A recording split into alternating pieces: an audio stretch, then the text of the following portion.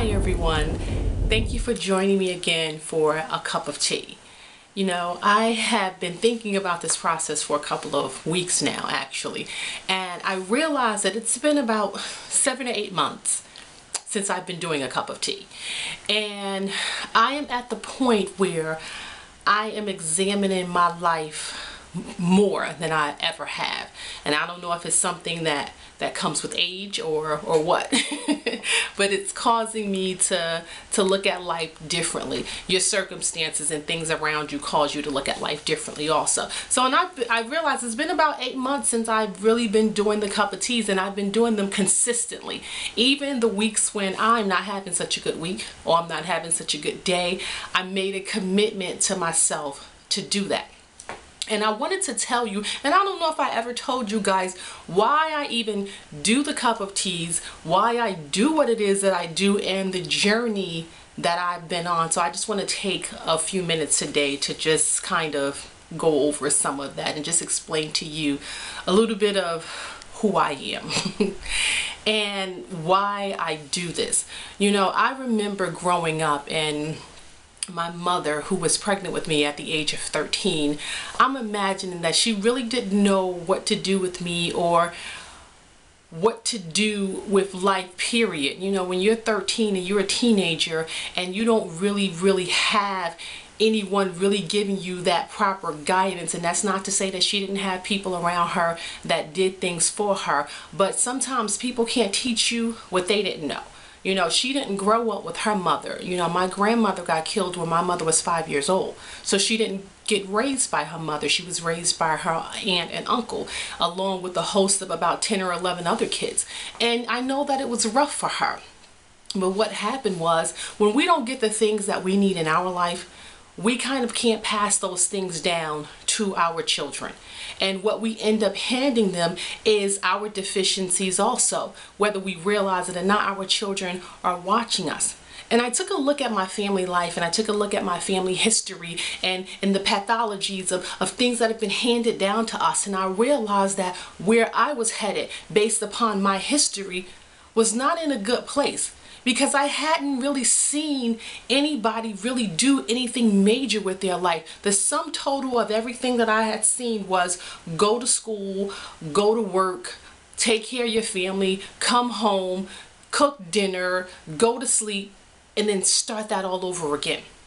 But I always was very ambitious from as long as I can remember. You know, I used to play school and play house, and I'm not playing if I'm not the boss, and we was owning businesses and you know, just playing, you know. But even back then I just always remember, but life took a whole bunch of different twists and turns in my life. You know, for a period of time I didn't have anywhere to live, you know. Just being homeless and living in other people's houses, it breeds a certain form of abandonment inside of you and a whole host of different issues. I didn't finish high school. You know, I dropped out of high school when I was in the 12th grade because I didn't have anywhere to live. You know, dealing with a lot of those issues. So I had to realize that I had to reinvent my life.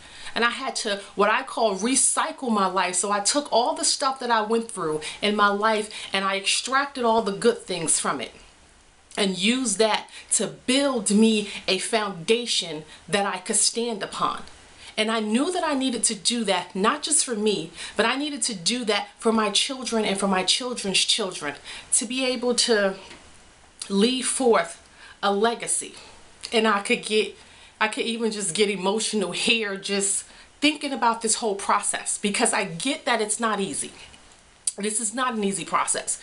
You know, 6 years ago, I started working with women with my organization that I started, supporting our sisters, and we teach women personal development and character, and we also work with teenage girls. And one of the things that I realize is lacking is the way we think about ourselves has a whole lot to do with how we live. And I understand that my mission in life is healing. I understand that people are broken. You know, I read the comments and I get your emails and regarding the cups of teas and just how you get that specific cup of tea on the day that you need it. That's not an accident. It's not an accident. You know, I always question why I do things. I question my motives, you know, and I've even asked you guys one day, does this even matter? And then you guys wrote back to me and it's like, yeah, this does matter. And I look forward to it and I appreciate that. But I understand that it's also next level time. I realize that me playing small does not serve the world, that there is bigger in me, that there is greater in me, and I have a burning desire for it, and I am going to achieve it. I am going to live out the life that God has called me to live. I am.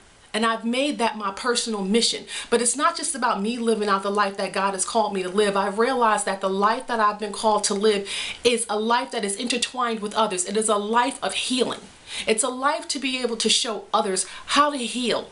People don't know where to start. And I realize that this is an arduous journey.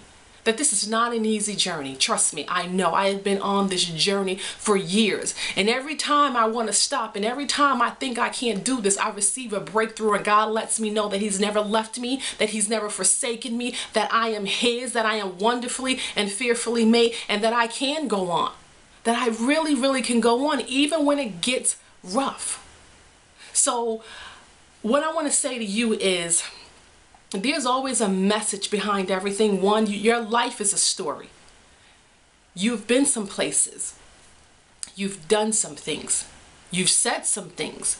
And it has all shaped the trajectory of where you're going in your life.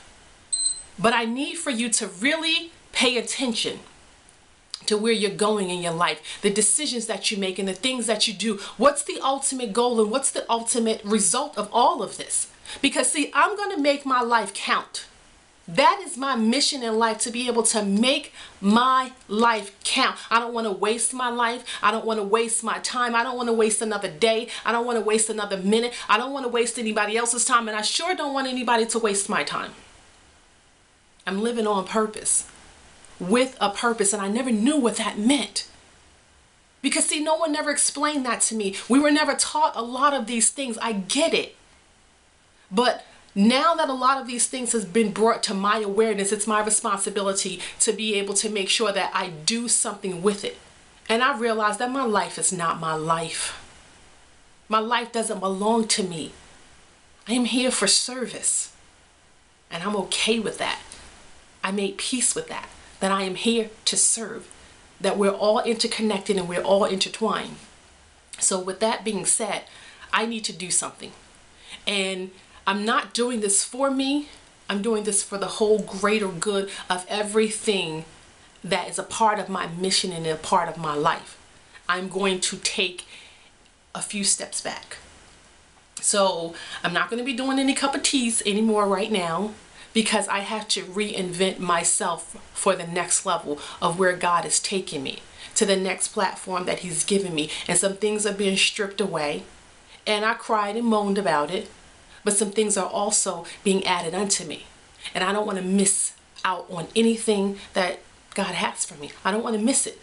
So sometimes it means you need to stop and assess what's really, really going on. Like, what's really good? What you have to ask yourself, like, what are we doing? And why are we doing this? So, you know, I want to thank you guys for having a cup of tea with me. And this is not the end of a cup of tea. This is just going to be more of a, I need to brew. I need to let this tea brew so that when I come back, it's stronger. When I come back, it's more powerful. When I come back, it's more effective. And that I'm moving in that direction. So I appreciate you. I am grateful and I am thankful, because as much as you guys tell me how I encourage you, you encourage me. Your messages that you send me. Some days when I think that it doesn't matter, you let me know that it does matter. I appreciate that. You have no idea. So I thank you for having a cup of tea with me. And I wish you peace and I wish you blessings. Enjoy.